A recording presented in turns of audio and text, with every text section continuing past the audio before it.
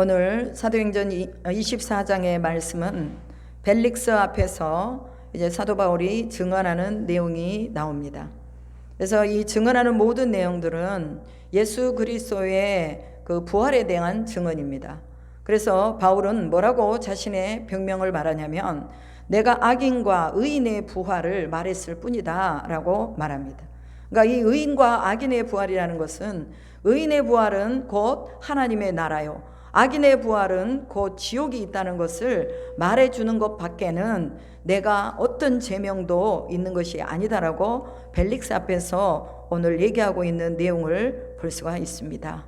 여러분, 바울이 가는 곳곳마다 어둠이 풀렸고 죄가 풀렸고 또한 이 귀신에게 매여 있는 자들이 풀렸습니다. 예수님도 마찬가지죠. 예수님이 지나가는 곳곳마다 예수님이 가르치시고 전파하시고 고치신 일들을 행하셨던 것처럼 예수님이 약속하신 성령을 받은 자들마다 다 고치고 가르치고 또 이렇게 전하는 이런 일들을 했던 것을 우리가 성경을 통해서 볼 수 있습니다. 사도 바울도 마찬가지입니다. 그래서 바울의 모든 일생이 예수를 만난 이후에 그는 모든 것을 다 분토와 같이 버렸다고 이 서신서에서 고백하고 있습니다. 여러분, 우리가 하나님을 아는 것만큼 우리 인생을 주님 앞에 드릴 수 있고 우리 시간을 하나님 앞에 드릴 수가 있습니다. 우리가 하나님을 사랑하는 것만큼 하나님께 가까이 나갈 수 있고 기도할 수 있고 말씀을 볼 수 있다는 것이죠. 여러분, 우리가 늘 입술로 하나님을 사랑한다고 말하면서 하나님의 말씀은 지키지 않고 또 마귀가 좋아하는 짓만 해나가고 또 사탄이 원하는 그 길로 가고 그러면은 결코 하나님의 사랑이 그 안에 덧입지 못한다는 거예요. 그래서 우리가 하나님의 사랑을 얘기할 때 먼저 우리는 우리 입술로 주의 사랑을 확증하는 것입니다. 주님, 나를 사랑하신 것을 믿습니다. 나를 사랑하셔서 십자가를 지시고 나를 위해 생명을 주신 것을 믿습니다. 나도 예수님 안에서 생명을 전하면서 살겠습니다. 그리스도의 부활을 전하면서 살겠습니다. 이런 고백이 우리 안에 있어야 하는 것입니다. 저희가 이제 매주 목요일에 오전 9시부터 12시까지 목동 치유와 기도의 집에서 기도를 하기로 했습니다. 그래서 저번 주에는 제가 예비 기도를 하기 위해서 이제 서울로 올라갔어요. 그날은 눈도 많이 오고 또 길이 미끄러워서 좀 위험한 그런 상황도 있었지만 그러나 하나님께서 이 예비 기도를 통해서 준비 기도를 통해서 영적인 기류를 바꿔야 된다는 말씀을 하셨어요. 그래서 제가 영적인 정탐을 하러 그곳으로 가서 기도를 하고 왔습니다. 그런데 기도하러 가기 전에 제가 그 전날 꿈을 꾼 거예요. 저녁 기도를 마치고 이제 방으로 들어가서 잠을 잤는데 꿈에 개 한 마리가 묶여 있는 것을 봤어요. 그런데 그 교회는 개는 털이 다 빠지고 빼샥 말라가지고 윤기도 없고 그리고 쇠사슬에 매여 있었습니다. 그 쇠사슬에 매여 있는 그 개를 주인이 팔려고 밖으로 끌고 나왔어요. 그런데 그 모습을 보면서 제가 저 개를 저대로 두면 죽겠구나 싶어가지고 그 주인에게 페이를 하고 제가 돈을 주고 그 개를 사서 집으로 데려왔어요. 근데 집으로 데려와서 씻기고 먹이고 또 몸에 상처 난 곳을 또 싸매주고 이러면서 그 개가 이제 며칠이 지났어요. 그런데 이상한 일이 일어난 거예요. 내가 분명히 데려올 때는 개였고 씻길 때도 개였는데 며칠이 지나서 이 개가 사람으로 변해 있는 거예요. 그래서 제가 깜짝 놀라가지고 어떻게 이 개가 사람으로 됐지? 그러면서 이제 말을 시켜봤어요. 그랬더니 이게 개가 사람이 된 사람이 말을 하는 거예요. 말을 하면서 또 심부름도 해주고 차도 끓여다 주고 뭐 이렇게 또 공급도 해다 주고 막 이러는 거예요. 근데 그것을요 우리 주변에 있는 사람들이 본 거예요. 그러더니 어떻게 이 개였는데 이게 사람이 됐냐고, 어떤 일이 있었냐고 이렇게 막 물어보는 거예요 저한테. 그래서 제가 그랬죠. 나도 모른다. 그냥 내가 데려와서 씻기고 먹여주고 또 이렇게 공급해주고 했더니 이 개가 이렇게 사람이 됐다. 과정을 나는 모르지만 사람이 됐다는 거 이것만은 분명하다. 그랬어요.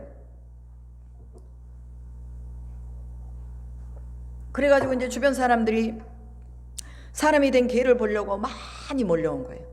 많이 몰려와서 또 소문에 의해서 막 사람들이 몰려오고 보고 가고 이제 이랬단 말이에요. 그러고 나서 제가 꿈을 깼어요. 꿈을 깼는데 그때 시간이 새벽 3시였어요. 그래 내가 하나님 앞에 물었죠. 하나님, 이 꿈이 무슨 내용인가요? 이 꿈의 내용을 내가 알 수 있도록 하나님께서 지혜를 주세요 하고 이제 기도를 했습니다. 그때 하나님이 저게 깨닫게 하시는 것은 바로 그렇게 덜덜덜 떨고 있고 또 쇠사슬에 매여 있는 자가 바로 내가 내 형상으로 창조한 내 사람이다, 이렇게 말하는 거예요. 그러니까 하나님의 사람으로 하나님이 창조하셨는데 개처럼 묶여서 사는 거예요. 그래서 그 개를 사오게 해서 씻겨주고 먹여주고, 즉 하나님의 말씀을 주고 그 다음에 또 기도하게 하고 성령을 받게 하고 이러면서 이 개가 사람이 되게 한다는 거예요. 즉 이게 무슨 말이냐, 힘이 없고 묶여있고 개처럼 징숨처럼 살고 있는 이런 사람들을 불러서 내가 너를, 그들을 깨우는 일을 위해서 내가 너를 사용할 것이다 라고 말씀을 하신 거였습니다. 그리고 또한 그 개들은 처음부터 개가 아니라 원래 사람이었다고 말하는 거예요. 원래 사람이었는데 개처럼 살았다. 그래서 다시 내가 나의 파수꾼을 보내서 그 개가 사람으로 다시 살아갈 수 있도록 이렇게 만들려고 하는데 그 일을 네가 해줘야 되겠다. 그리고 제 옆에 동역자들을 보여주는데요. 그 동역자들이 바로 우리와 함께 기도하는 동역자들이었습니다. 너무너무 신기해서요, 제가 이것을 노트에다 기록을 해 놓았습니다. 여러분, 하나님을 떠나면 사람들은 동물처럼 살 수밖에 없습니다. 동물처럼 산다는 것은 이 세상의 정욕과 이 생의 안목과 또 이 생의 자랑에 사는 사람들이라는 것을 말하고 있습니다. 사도 바울은 예수님을 만난 이후에 이 생의 자랑과 이 세상의 정욕을 다 분토와 같이 버렸다고 말하고 있습니다. 여러분, 우리는 매주 목요일 날 이제 서울에서 기도를 하고 그 다음에 매주 금요일 날은 저희가 몇몇 목회자님들과 함께 모여서 기도를 하는 날입니다. 그래서 원래는 저희 교회에서 기도를 하기로 했는데 예산에 있는 어떤 목사님이 계셔서 그 목사님을 좀 신방하면서 우리가 그곳에 가서 기도를 하자, 거기도 이제 교회가 있으니까 우리가 그 교회 가서 기도하자 하고 마음을 모았어요. 그래서 예산으로 갔습니다. 그런데 그 예산 목사님께 일주일 전에 이제 저희가 간다고 말씀을 드렸는데 이제 가는 날 저녁에 이 목사님이 주무시지를 못했대요. 잠이 안 와가지고. 무엇 때문인지는 모르지만 설레임이 있었다는 거예요. 우리가 온다는 것에 대한 설레임이 있어가지고 잠을 못 잤다는 거예요. 그러면서 이분이 자기 자신의 인생의 스토리를 얘기해 주는 거예요. 원래 자기는 사업을 했대요. 목사 안수를 받아놓고 은혜를 받아서 목사 안수를 받았지만, 그러나 마을에서 이제 자기가 그 마을의 교회를 다녔는데 그 마을의 교회에서 은혜를 받아가지고 목사 안수를 받고 보니까 그래도 자기 고향을 떠날 수 없으니까 고향에서 이제 있으면서 목사 안수를 받았는데, 자기가 또 집에다가 교회를 개척하고 교회 건물을 지었지만 거기다가 교회에 간판을 걸지 않겠다고 목사님에게 약속을 했다는 거예요. 그리고 그 교회 교인들을 자기 교회로 끌어와서 예배드리지 않겠다고 약속을 했다는 거예요. 그래서 그 목사님은 그 약속을 지키기 위해서 교회에다가 간판도 안 걸었더라고요. 그래서 처음에 들어갔을 때 교회는 교회인데 이게 무슨 교회인지 제가 모르겠는 거예요. 그래서 물어보니까 사정이 그렇게 됐더라고요. 여러분, 우리가 생각하기에 뭐 그 약속했다고 하나님의 교회를 세우는 건데 그냥 간판 달면 되지 왜 그 목사님은 간판을 안 달았을까, 이렇게 생각할 수도 있잖아요. 그런데 이 목사님은 자기가 한 약속에 대한 부분을 끝까지 지켰더라고요. 그리고 이제 거기서 있던 목사님이 작년에 이제 다른 곳으로 가시고 이제 새로운 목사님이 오신 거예요. 그래서 이제 그 약속은 이제 다 이루어진 거고 파기가 된 거죠. 그래서 이제부터는 제가 이제 교회에 간판을 걸 수가 있습니다, 이렇게 말을 하더라고요. 하나님은 그분의 그것을 보신 것 같아요. 사람마다 다 하나님이 기뻐하시는 어느 한 구석의 모양들이 있거든요. 그래서 하나님이 기뻐하시는 그것을 보시고 그분에게 복을 주셨는데, 어떤 복을 주셨냐면 사업을 그렇게 확장하고 많이 하고 몇 억을 투자해서 사업을 했는데 다 망했다는 거예요. 모두 다 망해버리고 아버지가 물려주신 땅이 10,000평 이상이 되는데 그 모든 땅들이 다 경매로 들어가 버린 거예요. 경매로 들어가 버리니까 어떻게 할 수가 없어서 친구에게 부탁했더니 친구가 그 경매를 받을 수 있는 돈을 빌려주더래요. 그래가지고 자기 아내 이름으로 다시 그 경매를 자기가 받아가지고 이제 땅을 찾았다고 말을 해주었습니다. 그리고 또 올해에 들어가지고 자기가 빚이 1억 2천이 있었는데 그것은 농협인가 어디서 빌려가지고 이제 신용대출로 빌린 거래요. 근데 신용대출로 빌려가지고 안 갚잖아요. 그러면 이게 평생을 간대요. 그런데 이 신용대출로 빌렸는데 농협에서 연락이 왔더래요. 3천만 원만 갚아라 그러더래요. 1억 2천에서 3천으로 다운된 거죠. 우리가 생각했을 때, 야, 3천으로 다운됐으니 어떻게 해서라도 이 빚을 갚으면 되겠구나 이렇게 생각하는데, 이 목사님은 농협에다가 나 그거 못 갚는다. 내가 지금 3천만 원이 없다. 그러니까 좀 더 감해라. 그랬더니 1,000만 원으로 감해주더래요. 그래서 이 목사님이 아무리 생각해도 1,000만 원도 없는데 그러면 500만 원으로 해주라겠다는 거예요. 그러니까 농협에서 그러면 안 된다. 그러면 700만 원만 내라. 그래가지고 1억 2천의 빚이 700만 원으로 쇼부를 받다는 거예요. 이게 이루어질 수 있는 일입니까? 하나님이 어떻게 작용을 하시고 이분에게 어떤 은혜를 주셨는지 기적 같은 일이 일어났다고 하면서 올해 안으로 자기가 다른 빚들도 있는데 이 빚을 다 갚을 수가 있어서 자유해진다는 거예요. 그러면서 하나님이 일을 열심히 해서 전도도 하고 이제는 교회에서 또 성도들과 더불어서 함께 신앙생활을 할 수 있게 됐다고 너무너무 감사를 하더라고요. 그 간증을 들은 우리 모두는 모두가 다 환호성을 지르면서 박수를 치면서 기뻐했습니다. 하나님이 하시면 되는구나. 그리고 그 목사님이 작은 약속이지만 그 약속을 지키기 위해서 또 그래도 어찌됐건 복음에는 충성하지 않았지만 어찌됐건 그래도 하나님이 그분을 연단을 시키셔가지고 이제 영혼을 맡겨주시면 이제 되겠구나 싶으셔서 그동안 여러 가지 경제적으로 훈련을 시키고 이제야 풀어주신 것을 저희가 보았습니다. 그리고 하나님의 은혜가 임하시면서 이 간증을 들으면서 하나님의 예비하신 우리를 이곳으로 이렇게 예비하셔서 보내게 하셔서 기도의 불을 지필 수 있도록 해주셨다는 것을 우리가 알게 되었습니다. 우리 모두가 다 얼마나 기쁜 시간을 보냈는지 몰라요.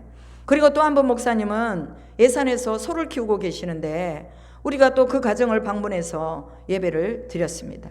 사모님이 마당에서 미끄러지셔가지고 팔이 부러져서 기부스를 했는데 이 기부스를 이제 시간이 지나서 풀러 가셔가지고 이제 4시가 돼야지 오신대요. 그래가지고 4시쯤까지 기다리다가 우리가 4시부터 이제 예배를 드렸습니다. 그냥 뭐 1시간 예배 드리겠지 했는데 예배 드리고 기도하다 보니 2시간이 지났어요.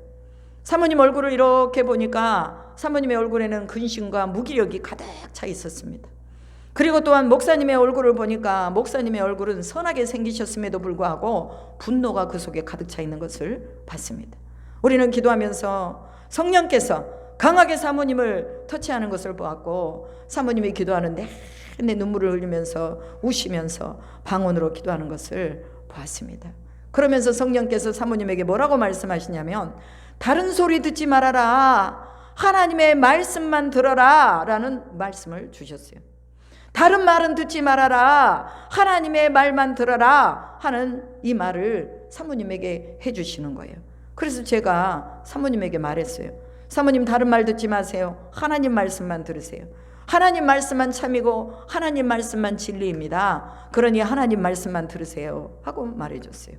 그리고는 나오면서 그랬죠. 사모님 힘내셔야 된다. 우리가 이제 깨어나서 하나님 일을 해야지 언제까지 육신의 일을 하다가 이렇게 시간 다 보낼 것이냐. 그랬더니 사모님 하시는 말씀이 남편과는 대화가 안 됩니다.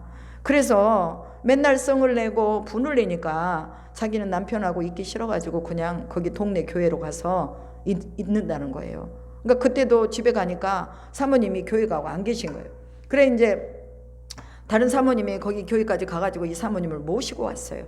모시고 와가지고 또 우리가 같이 예배를 드리면서 은혜를 나누고 그러면서 우리가 또 같이 연합으로 예배를 드리니까 목사님 또 사모님도 연합으로 같이 예배를 드리도록 그렇게 하자. 그래서 다음 주에 다시 저희가 그 예산 소 키우는 목사님에게 그 가정에 가서 예배를 드리기로 했습니다. 저는 두 목사님을 방문하면서 하나님이 보여주신 꿈이 생각났습니다. 이곳에서도 묶여 있는 것을 푸셨구나라는 그런 마음이 왔습니다. 여러분 이사야서 61장에 보면요, 주 여호와의 영이 내게 내리셨으니 여호와께서 내게 기름을 부으사 가난한 자에게 아름다운 소식을 전하게 하려 하심이라. 나를 보내사 마음이 상한 자를 고치며 포로된 자를 자유케 하며 또 갇힌 자에게 노임을 선포하며 여호와의 은혜의 해와 우리 하나님의 보복의 날을 선포하여 모든 슬픈 자를 위로하되 라는 말씀을 기억했습니다.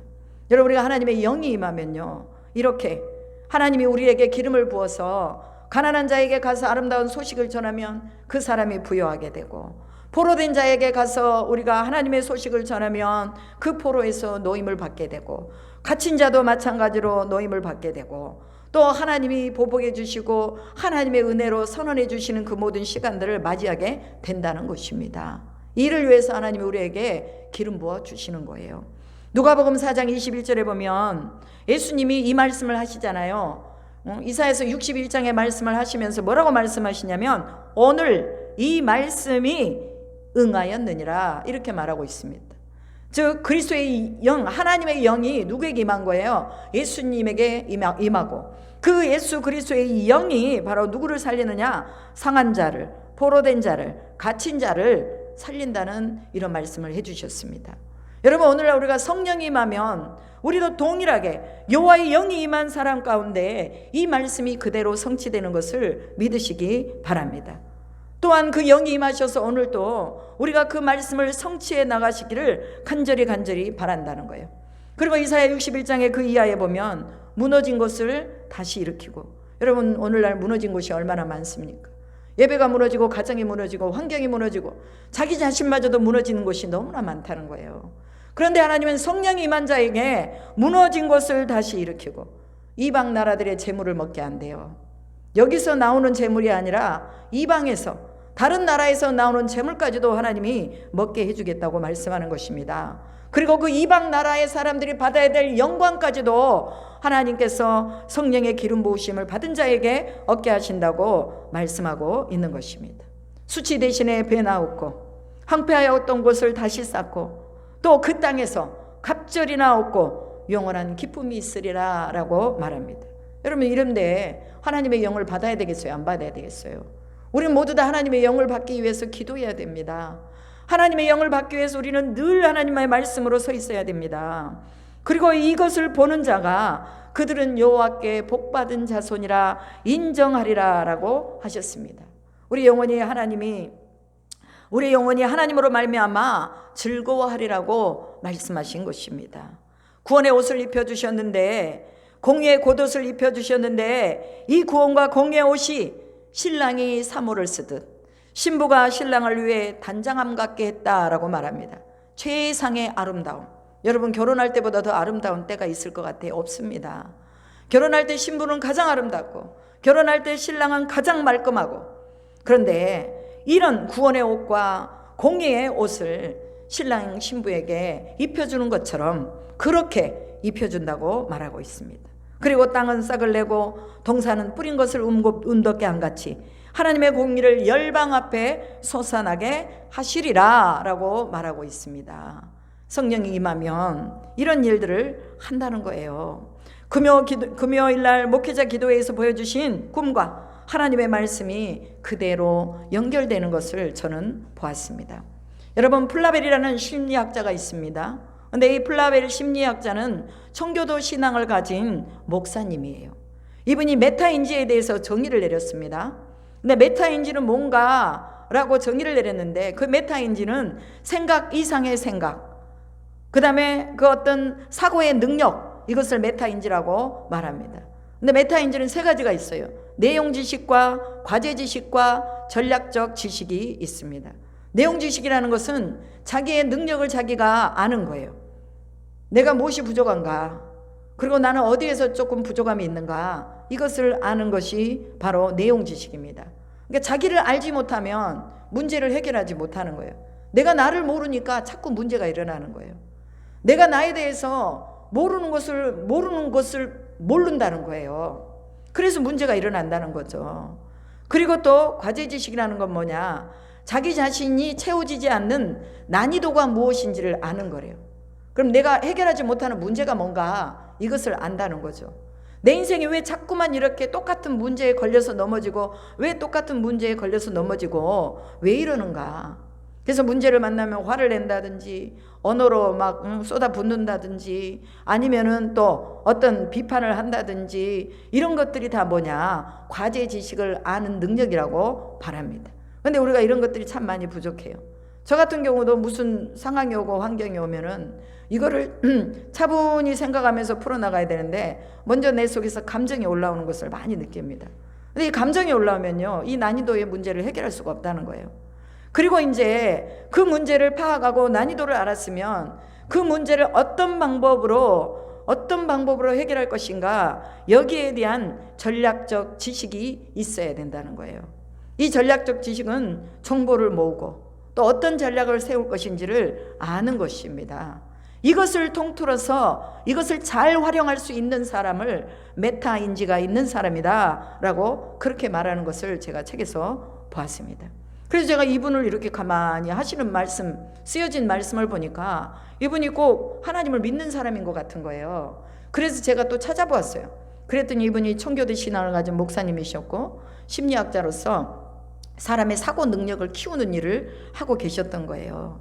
메타인지를 제가 설명을 이렇게 들으면서 제가 그분이 말씀하고자 하는 이 영적인 그 깊이를 또 제가 캐치를 했습니다.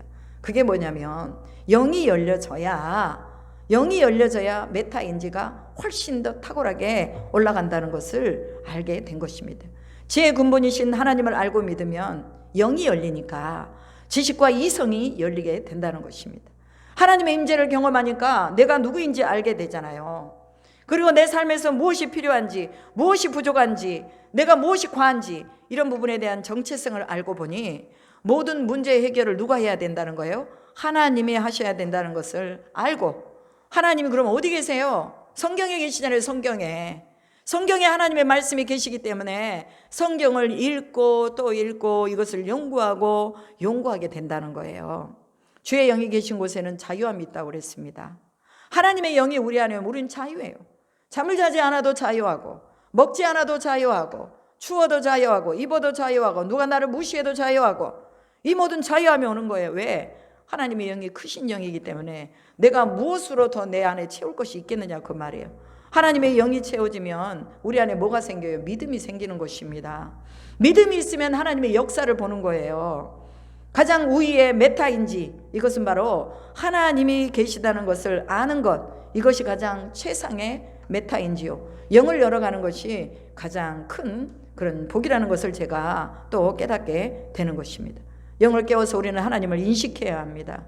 이 영이요 또 있어요. 속이는 영도 있어요. 타락하게 하는 영이 있어요. 또 문제 해결을 하지 못하게 하는 영이 있어요. 우리가 그 영에 붙들려 있으면 절대로 우리는 문제 해결을 할 수가 없습니다. 그래서 문제가 있으면 분명한 답이 있잖아요. 그러면 이걸 어떻게 풀어나갈 것인가, 이거를 이제 우리 속에서 더 연구하고 기도하고 하나님이 또 지혜를 주셔서 깨닫게 하고 이런 것들을 알아야 되는 것이죠. 그래서 하나님의 영이 있는 사람들, 이런 사람들은 어두움, 속이는 영을 금방 알 수가 있습니다. 무엇이 속이는 영인지, 사탄의 영인지를 금방 안다는 거예요. 사탄이 우리 인생을 잡고 주인 노릇을 하려고 했는데 영이 열리니까 사탄이 보이는 거예요. 아, 저거 사탄의 짓이구나. 나를 조종했던 이가 성령이 아니고 사탄이구나. 이것을 알게 되는 것입니다. 우리의 영이 열려서 하나님의 법을 알고 하나님의 말씀이 영이 임한 사람들에게 들리기를 축복합니다. 사도행전 24장 오늘 바울이 영이 열려서 하나님을 만나고 보니까 그가 세상에서 추구할 것이 아무것도 없더라라고 고백하고 있습니다. 그리고 바울을 암살하려고 하는 이들을 피해서 천부장의 도움으로 가이사랴로 안전하게 이송이 되어 갔습니다. 그런데 그곳에 있으니까 제사장들이 이 변호사를 데리고 와가지고 이제 이 바울을 고발하려고 온 거예요. 근데 그 변호사 이름이 오늘 본문에 더둘로라고 말하고 있습니다. 더둘로. 이 더둘로가 이제 바울을 일컬어서 이 사람은 전염병 같은 자이며 천하에 흩어진 유대인들을 소욕해 하는 나사렛 사람 이단의 우두머리요 성전을 더럽힌 자다, 이렇게 말을 하는 것을 볼 수 있죠. 고발을 하는 것이죠. 그때 유대인들이 증인으로 서가지고 그 말이 옳습니다. 저는 나사렛 이단 우두머리요 또한 전염병 같은 자입니다 하고 막 외치는 거예요. 그러니까 더들로의 증언이 이제 끝나니까 이 총독이 이제 뭐라고 말해요? 바울에게 변호를 하라고 말합니다. 그런데 바울은 자기 스스로를 전염병 같은 존재라고 말하지 않습니다. 악인과 의인의 부활을 얘기했을 뿐이라고 말을 합니다. 여러분, 더들로는 전염병 같은 사람이다 라고 말하는 거, 이거 사탄의 언어예요. 사탄의 언어. 오늘날 우리도 이런 사탄의 언어를 얼마나 많이 하고 있습니까? 전염병이라는 것은 죽이는 영이잖아요. 사탄의 언어잖아요. 그래서 이 더들로는 이 사탄의 언어를 사용하면서 이 바울을 계속 고발하고 있는 것입니다. 여러분, 복음은 전염병처럼 퍼져나가지만 그러나 그것을 전염병이라고 말하지 않습니다. 백신이라고 말합니다. 저는 하나님의 말씀을 백신이라고 말합니다. 하나님의 언어가 바로 백신이에요. 이 사탄의 언어는 전염병 같은 이런 병을 갖다 주는 언어라면 하나님의 언어는 백신이란 말이에요. 백신은 뭐예요? 병이 들어오지 못하도록 방어하고 막고 그 다음에 보호해 주는 것이 백신입니다. 사탄의 영역이 우리 안에 들어오지 못하도록 우리는 말씀의 백신으로 우리를 딱 무장하고 있어야 된다는 것입니다. 그래서 바울이 말하잖아요. 나는 너희들이 말하는 이단의 개수가 아니다. 악인과 부활에 대해 악인과 의인의 부활에 대해서 말하는 것뿐이다. 죽은 자에게 부활이 있다는 거, 내가 예수가 죽은지 분명하게 아는데 그 예수를 내가 만났다는 거예요. 부활하신 예수를. 내가 만난 것을 보고 들은 것을 어떻게 얘기하지 않을 수가 있느냐. 이런 사실적인 일 때문에 저들이 나를 고발하는 것이기 때문에 나는 죄가 없다라고 벨릭스 총독 앞에서 바울이 단호하게 얘기하는 것을 볼 수가 있습니다. 이때 이 얘기를 듣고 벨릭스 총독이 천부장이 올 때까지 백부장에게 바울을 구류를 하되 자유를 주어서 그를 구류하라고 말하고 있는 것을 볼 수 있죠. 여러분, 오늘날 우리는 늘 두 마음 가지고 싸웁니다. 한 마음은 하나님을 향한 마음, 한 마음은 또 내 인간적인 마음.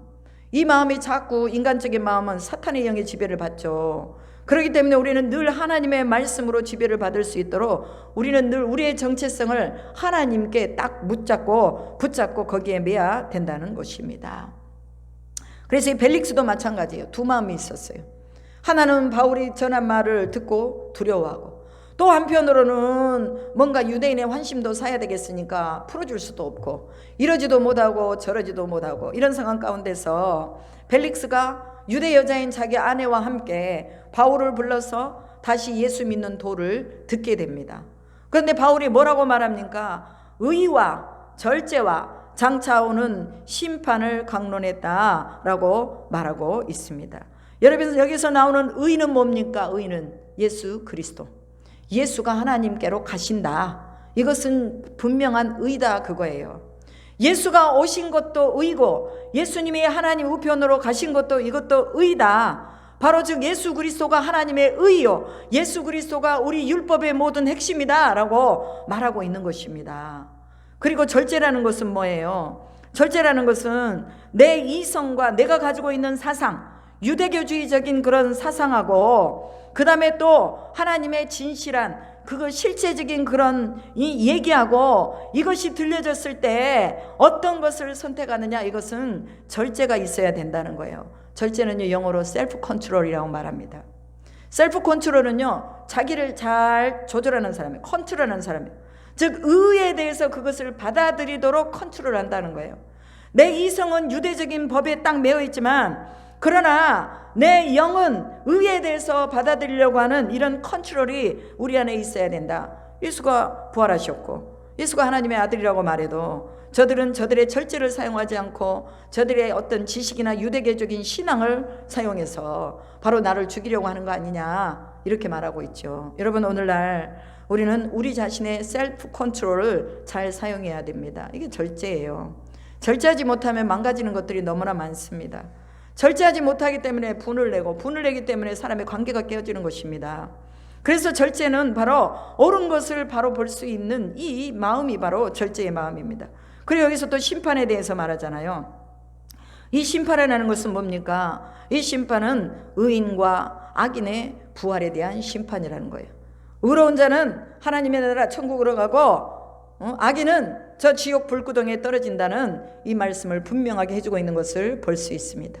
여러분, 우리가 악인의 부활에 들어가지 말고 의인의 부활에 들어갈 수 있도록 해야 됩니다. 사도 바울이 이것을 경고하고 있는 것입니다. 그곳으로 가면 물이 깊은 곳에 들어가서 사람이 빠질 줄 알면은 우리가 거기 깊은 데로 들어가면 안 돼요. 들어가면 죽습니다. 물이 깊어야 하고 얘기해 주잖아요. 이것과 똑같습니다. 당신들 그렇게 살면 죽어요.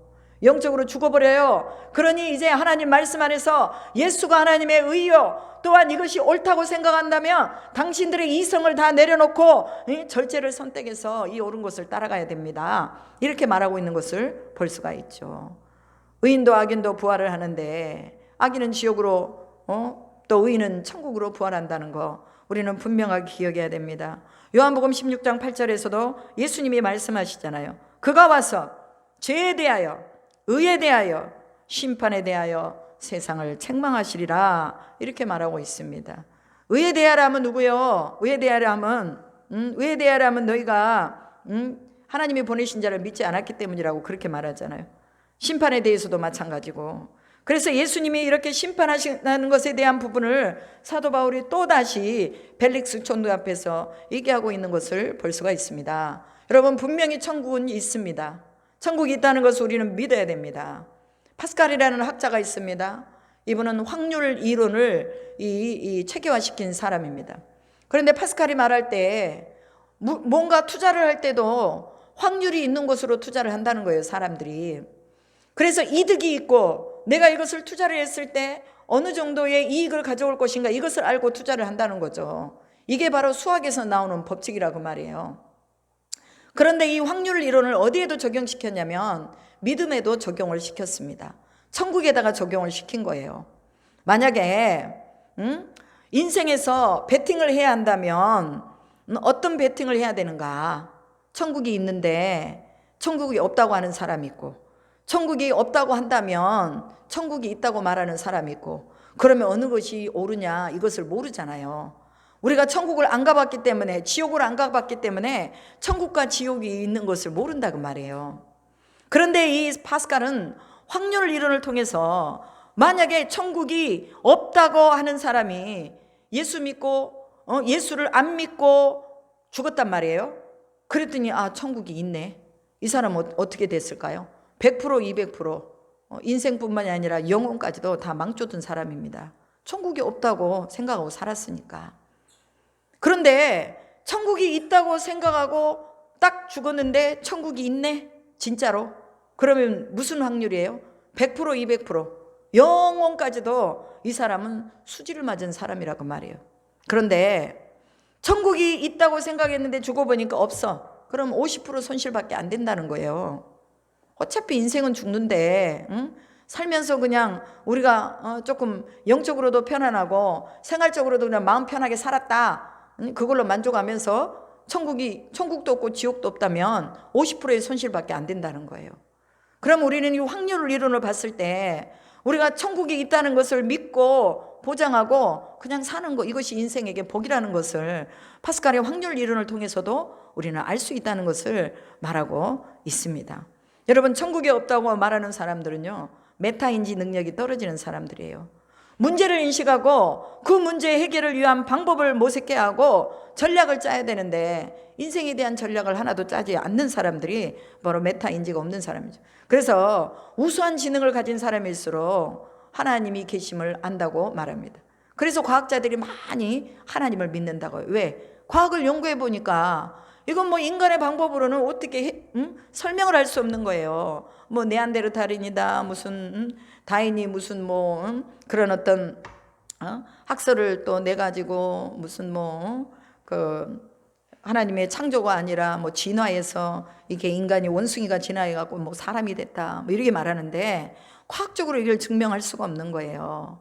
이런 무지한 사람의 영은요, 아무리 훈련시켜도 잘 안 열립니다. 그러나 무지한 사람도 끝까지 훈련을 계속하다 보면요, 깨닫게 됩니다. 좀 늦게 깨달을 뿐이지 그러나 깨닫게 된다. 이게 훈련이에요, 훈련. 처음부터 100m 달리기를 14초, 12초에 끊을 수가 없죠. 그러나 자꾸 연습하다 보면 1m씩, 5m씩, 10m씩 이렇게 훈련을 하다 보면 100m에 12초가 아닌 10초도 100m를 끊을 수 있다고 말합니다. 여러분, 많은 사람들이 영의 진보를 거듭해 나가면 그 영이 열린다는 것을 우리는 알아야 합니다. 그래서 우리는 그래도 무지하진 않잖아요. 하나님의 영에 대해서 우리는 성경을 봐서 다 알잖아요. 그러면 이제 훈련에 뭐 해야 되냐? 몰입해야 된다는 거예요.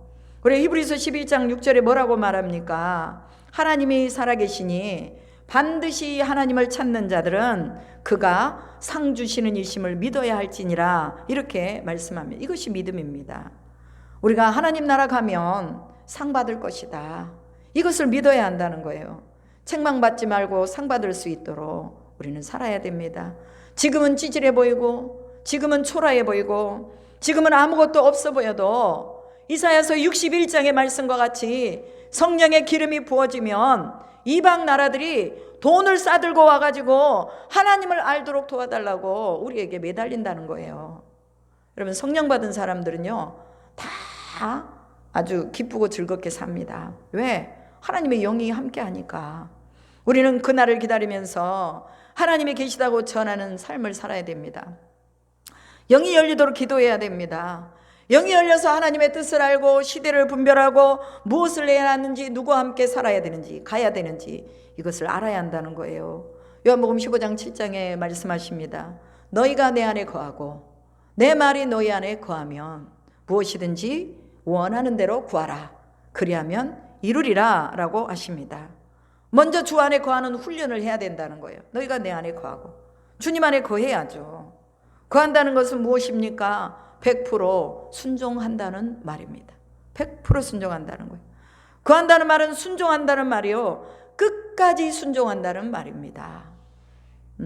그래서 하나님 안에 거한다는 것은 끝까지 순종해서 완주한다는 거죠. 그리하면 무엇이든지 원하는 대로 구하라는 거예요. 어떤 것이든 구하는 대로 주시겠다 하는 거예요. 하나님이 인정하는 거죠. 그래, 너는 나쁜 거 구하지 않잖냐. 네가 구하는 것은 늘 생명이잖냐. 네가 구하는 것은 내가 아무리 주어도 네가 그것을 감당할 수 있잖냐. 그러면서 하나님이 주신다는 거예요. 이게 영적인 깊은 단계입니다. 우리가 이 단계에 들어가면 우리는 살맛 나지 않겠습니까? 여러분, 우리 목사님들 보면 이렇게 막 설교 말씀을 전하시고 앞에서 외치시고 이런 것 보면 우리도 같은 목회자로서 나도 저런 영성 갖고 싶다, 나도 저렇게 설교할 수 있으면 좋겠다, 이런 마음을 갖는 거예요. 여러분, 영이 열리면 살맛이 납니다. 그래서 도와줄 수 있는 거예요. 많은 어려운 사람들도 도와주고 환난에 있는 자들도 벗어나게 하고, 이런 일들을 우리가 할 수 있습니다. 예수님 믿으면서 맨날 사탄에게 얻어 터져가지고 방어만 하다가 끝나면 되겠느냐는 거예요. 사탄도요 지금은요 아무나 안 싼대요. 누가 그러시더라고요. 사탄도 지금 아무나 안 싼다. 너무 많이 싸가지고 화살이 다 달아졌다는 거예요. 하도 맞출 사람들이 많아가지고, 넘어질 사람들이 많아가지고, 맞추면 막 다 넘어지니까 거기를 싸다 보니까 이제 화살이 얼마 안 남았다는 거예요. 그래서 지금은 함부로 안 싼답니다. 적중해서 쏠 수 있는 사람만 쏜다는 거예요. 여러분, 사탄이 우리를 조준하지 못하도록 말씀 안에 100% 순종할 수 있기를 바랍니다. 여기 의인과 악인의 부활은 반드시 있습니다. 어떻게 합니까? 성경에서 의인과 악인의 부활이 있다고 말하고 있잖아요. 우리는 이 성경 말씀을 믿는 것입니다. 하나님은 말씀으로 존재하시기 때문에 우리는 이 말씀을 믿고 우리의 영이 열리도록 우리가 하나님 앞에 간구해야 하는 것입니다. 우리가 기대하는 부활, 이것은 바로 성경에서 말하는 부활입니다. 우리가 만들어서 우리가 생각하는 부활이 아니라 성경에서 말하고 있는 이 부활을 믿자는 것입니다. 주께서 구름을 타고 하늘로 가신 모습 그대로 오시리라, 강림하시리라, 사도행전 1장의 말씀이죠. 이제 부활의 주님을 기다리는 사람들은 성령을 받아야 합니다. 여러분, 제자들이 예수님이 하늘로 올라가신 후에 다 어디로 모였습니까? 마가의 다락방으로 들어가가지고 성령을 기다리잖아요. 오늘 우리도 예수님이 다시 오심을 기다리는 사람들은 성령을 받아야 됩니다. 성령을 받아야 배도하지 않을 수 있고, 성령을 받아야 육신의 정욕대로 살지 않을 수가 있습니다. 성령을 받아야 누가 뭐라 해도 흔들리지 않을 수가 있는 거예요. 끄떡하면 흔들리고 끄떡하면 넘어지고 이런 일들이 우리 안에 얼마나 많습니까? 성령 받아야 악한 일에 참여하지 않는다는 것입니다. 그러면 성령 받으면 뭐 할 거예요? 예수 그리스도의 증인으로 사는 거죠. 복음을 전하는 거죠. 구원을 위해서 나누고 섬기고 또한 베푸는 것이 바로 성령 받은 사람들의 삶입니다. 내 것을 내 것이라고 묶여놓지 않고 이것은 하나님의 것이니 주의 일을 위해서 쓰겠습니다 하고 내어놓는 사람들, 내 것이라고 주장하지 않고 주의 일을 위해 쓰는 이 모든 사람들이 성령 받은 사람들이라는 거예요. 성령 받은 베드로가 군중들 앞에서 사도행전 2장에서 말합니다. 주께서 생명의 길을 내게 보이셨으니 주 앞에서 내게 기쁨이 충만하게 하시리라, 이렇게 고백합니다. 이 고백은요, 다윗 왕이 고백했던 고백입니다. 근데 베드로가 이 고백을 하고 있습니다. 생명의 길을 내게 보이셨다. 이 생명의 길이 뭐예요? 성령의 길이죠. 성령의 길. 그리고 그리스도의 부활을 믿으면 음부, 즉 지옥의 버림이 되지 않고 육신이 썩음을 당하지 않게 될 것이다 라고 증언합니다. 주께서 약속하신 성령을 받아서 너희가 보고 들은 이것을 부어주셨다라고 말하고 있습니다. 예전에는 베드로가 연약한 자였고 예수를 부인하는 자였지만 성령을 받고 보니까 담대함이 생겼고, 성령을 받고 나서 내가 너희들에게 주께서 생명의 길을 내게 보이셨다고 이렇게 말을 하고 있는 것이다 라고 말하죠. 예수를 하나님이 살리셨듯이 우리를 살리실 것이라고 베드로가 증언하고 있습니다. 의인의 부활에 들어가려면 사도행전 2장 38절에 뭐라고 합니까? 회개해야 한다고 말합니다. 마귀짓 했던 것, 육신으로 살았던 것, 말씀을 거역했던 것, 예수를 죽였던 것 회개하지 않으면 절대로 이 은혜 속에 들어가지 못한다는 거죠. 그리고 회개하면 예수의 이름으로 죄사함을 받는다고 말하죠.